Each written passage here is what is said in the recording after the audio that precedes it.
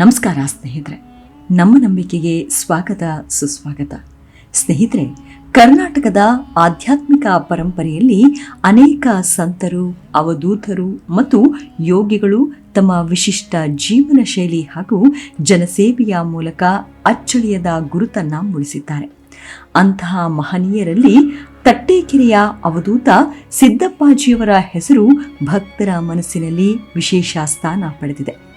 ತಟ್ಟೇಕೆರೆ ಗ್ರಾಮವು ಕರ್ನಾಟಕದ ಹಳೆಯ ಧಾರ್ಮಿಕ ನೆಲೆಗಳಲ್ಲಿ ಒಂದಾಗಿ ಗುರುತಿಸಲ್ಪಟ್ಟಿದ್ದು, ಸಿದ್ದಪ್ಪಾಜಿಯವರ ಜೀವನ ಮತ್ತು ಸಾಧನೆಯಿಂದ ಈ ಪ್ರದೇಶಕ್ಕೆ ಇನ್ನಷ್ಟು ಖ್ಯಾತಿ ದೊರೆತಿದೆ.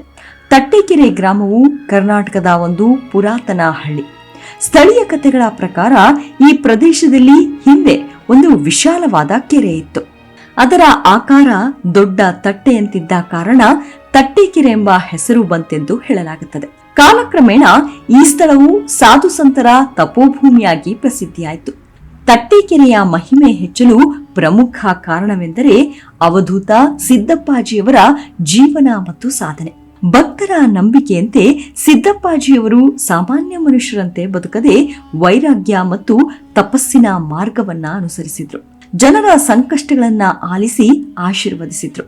ಅವರ ಜೀವನದಲ್ಲಿ ಅನೇಕ ಪವಾಡಗಳನ್ನ ಮಾಡಿದ್ದಾರೆಂದು ಭಕ್ತರು ನಂಬುತ್ತಾರೆ. ರೋಗ ಪೀಡಿತರಿಗೆ ಆರೋಗ್ಯ, ನಿರಾಶೆಯಲ್ಲಿದ್ದವರಿಗೆ ಧೈರ್ಯ ಮತ್ತು ಸಂಕಷ್ಟದಲ್ಲಿದ್ದವರಿಗೆ ಮಾರ್ಗದರ್ಶನ ನೀಡಿದ ಘಟನೆಗಳು ಸಾಕಷ್ಟು ನಡೆದಿವೆ. ಆದರೆ ಇಂದು ದೇಹತ್ಯಾಗ ಮಾಡಿ ಇಹಲೋಕ ಯಾತ್ರೆಯನ್ನ ಮುಗಿಸಿ ಹೊರಟಿದ್ದಾರೆ.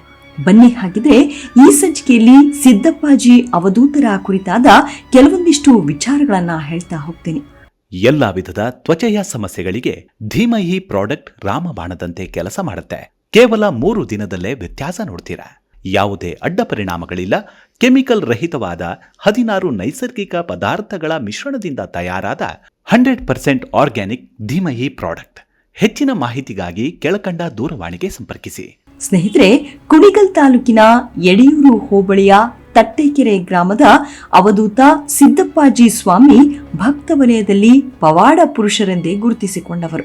ಅವಧೂತ ಸಿದ್ದಪ್ಪಾಜಿಯವರು ಕುಣಿಗಲ್ ತಾಲೂಕಿನ ಜಲದಿಗೆರೆ ಮೂಲದವರಾಗಿದ್ದು 30 ವರ್ಷಗಳ ಹಿಂದೆ ತಟ್ಟೇಕೆರೆ ಗ್ರಾಮಕ್ಕೆ ಬಂದು ನೆಲೆಸಿದ್ರು.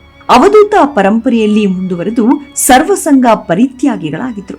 ತಮ್ಮನ್ನು ಕಾಣಲು ಬಂದ ಭಕ್ತರ ಮನಸ್ಸನ್ನು ಅರಿತು ಸಮಸ್ಯೆಗಳನ್ನು ಅರಿಕೆ ಮಾಡಿಕೊಳ್ಳುವ ಮುನ್ನವೇ ತಮ್ಮದೇ ರೀತಿಯಲ್ಲಿ ಪರಿಹಾರ ಸೂಚಿಸ್ತಾ ಇದ್ರು. ಭಕ್ತರಲ್ಲಿ ಭೇದ ಭಾವ ಮಾಡದೆ ಎಲ್ಲರನ್ನೂ ಒಂದೇ ರೀತಿಯಾಗಿ ನೋಡ್ತಿದ್ರು. ಜೊತೆಗೆ ತಾವೇ ಸಿದ್ಧಪಡಿಸಿದ ಕಷಾಯವನ್ನು ಭಕ್ತರಿಗೆ ಕುಡಿಯಲು ನೀಡುತ್ತಿದ್ದರು. ಭಕ್ತರ ಸಮಸ್ಯೆಗಳಿಗೆ ಯಾವುದೇ ಹೋಮ, ಪೂಜೆ, ಪುನಸ್ಕಾರಗಳಿಗೆ ಸೂಚನೆ ನೀಡದೆ ಮಾತಿನಲ್ಲೇ ಪರಿಹಾರ ಮಾರ್ಗವನ್ನ ತಿಳಿಸ್ತಾ ಇದ್ರು. ಇದರಿಂದಾಗಿ ಭಕ್ತರ ಸಂಖ್ಯೆ ಕೂಡ ಹೆಚ್ಚಾಗಿತ್ತು.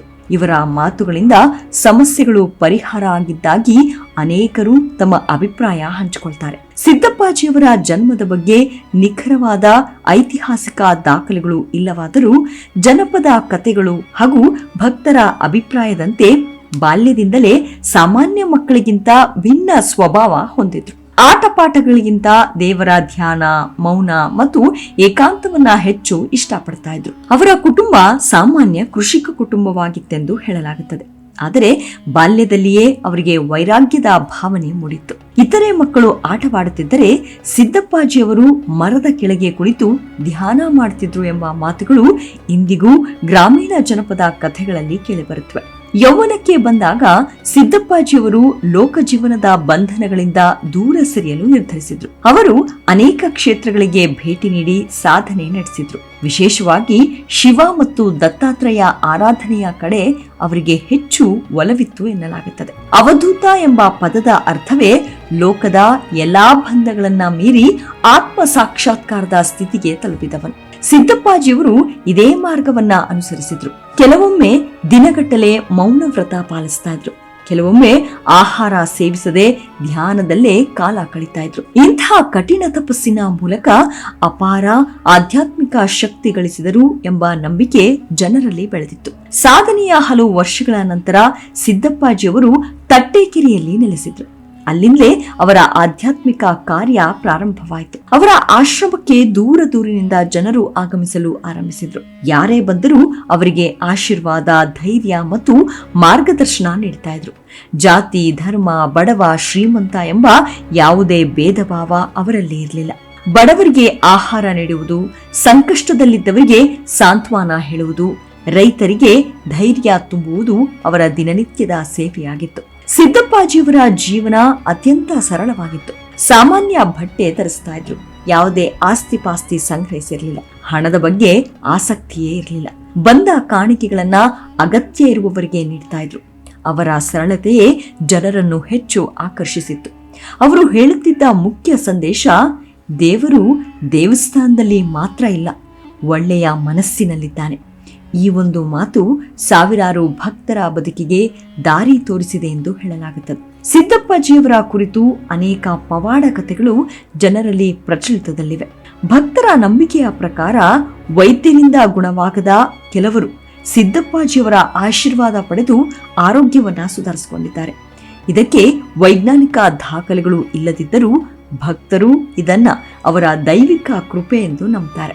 ಒಮ್ಮೆ ಭೀಕರ ಬರಗಾಲದ ಸಂದರ್ಭದಲ್ಲಿ ರೈತರು ಸಿದ್ದಪ್ಪಾಜಿಯವರ ಬಳಿ ಪ್ರಾರ್ಥನೆ ಸಲ್ಲಿಸಿದ್ರು. ವಿಶೇಷ ಪೂಜೆ ನಡೆಸಿ ದೇವರನ್ನ ಪ್ರಾರ್ಥಿಸಿದ ಬಳಿಕ ಕೆಲವೇ ದಿನಗಳಲ್ಲಿ ಧಾರಾಕಾರ ಮಳೆ ಸುರಿಯಿತು ಎಂಬ ಜನಪ್ರಿಯ ಕತೆ ಇಂದಿಗೂ ಇದೆ. ಸಿದ್ದಪ್ಪಾಜಿಯವರು ಕೆಲವು ಸಂದರ್ಭಗಳಲ್ಲಿ ಮುಂದೆ ನಡೆಯುವ ಘಟನೆಗಳನ್ನ ಮುಂಚಿತವಾಗಿ ಹೇಳ್ತಾ ಇದ್ರು. ಸಿದ್ದಪ್ಪಾಜಿಯವರು ಯಾವುದೇ ಒಂದು ಧರ್ಮವನ್ನ ಮಾತ್ರ ಪ್ರಚಾರ ಮಾಡ್ತಾ ಇರಲಿಲ್ಲ. ಅವರು ಹೇಳುತ್ತಿದ್ದ ಪ್ರಮುಖ ವಿಚಾರಗಳು: ಸತ್ಯ ಮಾತನಾಡಿ, ಯಾರಿಗೂ ಮೋಸ ಮಾಡಬೇಡಿ, ಹಸಿದವರಿಗೆ ಅನ್ನ ಕೊಡಿ, ಪ್ರಾಣಿಗಳನ್ನ ಕಾಪಾಡಿ, ದೇವರನ್ನು ಭಯದಿಂದಲ್ಲ ಪ್ರೀತಿಯಿಂದ ಪೂಜಿಸಿ. ಈ ಸಂದೇಶಗಳು ಇಂದಿಗೂ ಅವರ ಭಕ್ತರಲ್ಲಿ ಜೀವಂತವಾಗಿದೆ. ತಟ್ಟೆಕೆರೆ ಹಾಗೂ ಸುತ್ತಮುತ್ತಲಿನ ಹಳ್ಳಿಗಳಲ್ಲಿ ಸಿದ್ದಪ್ಪಾಜಿಯವರ ಪ್ರಭಾವ ಅಪಾರವಾಗಿತ್ತು. ಅವರ ಸಲಹೆಯಿಂದ ಅನೇಕ ಕುಟುಂಬ ಕಲಹಗಳು ಬಗೆಹರಿದು ಮದ್ಯಪಾನ, ಜೂಜು ಹಾಗೂ ಇತರೆ ದುಶ್ಚಟಗಳಿಂದ ದೂರ ಇರಲು ಜನರಿಗೆ ಪ್ರೇರಣೆ ನೀಡ್ತಾ ಇದ್ರು.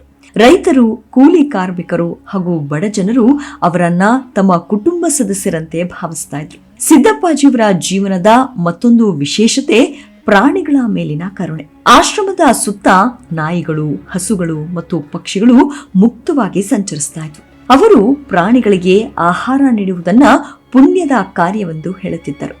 ಪ್ರಾಣಿಗಳಲ್ಲಿ ದೇವರನ್ನ ಕಾಣಿರಿ ಎಂಬ ಸಂದೇಶವನ್ನ ಆಗಾಗ ಹೇಳ್ತಾ ಇದ್ರು. ಸಿದ್ದಪ್ಪಾಜಿಯವರು ತಮ್ಮ ಅಂತಿಮ ದಿನಗಳಲ್ಲಿಯೂ ಭಕ್ತರ ಸೇವೆಯನ್ನು ಮುಂದುವರೆಸಿದ್ರು. ತಮ್ಮ ದೇಹ ಶಾಶ್ವತವಲ್ಲ ಎಂಬ ಅರಿವು ಅವರಿಗೆ ಮೊದಲೇ ಇತ್ತು.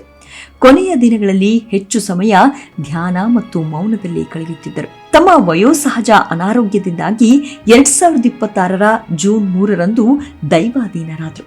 ಇವರ ಅಗಲಿಕೆಯಿಂದ ರಾಜ್ಯಾದ್ಯಂತ ಅಪಾರ ಸಂಖ್ಯೆಯ ಭಕ್ತರು ದುಃಖಿತರಾಗಿದ್ದರು. ಸಿದ್ದಪ್ಪಾಜಿಯವರ ಸಮಾಧಿ ಇಂದು ಸಾವಿರಾರು ಭಕ್ತರ ಆರಾಧನಾ ಕೇಂದ್ರವಾಗಿದೆ.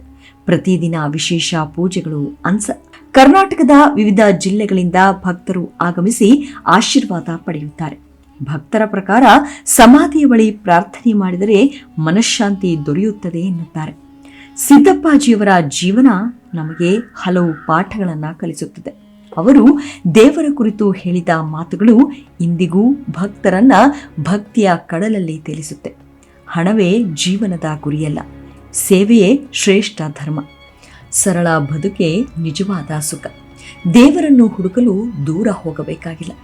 ಒಳ್ಳೆಯ ಮನಸ್ಸು ಇದ್ದರೆ ದೇವರು ನಮ್ಮೊಳಗೆ ಇರುತ್ತಾನೆ.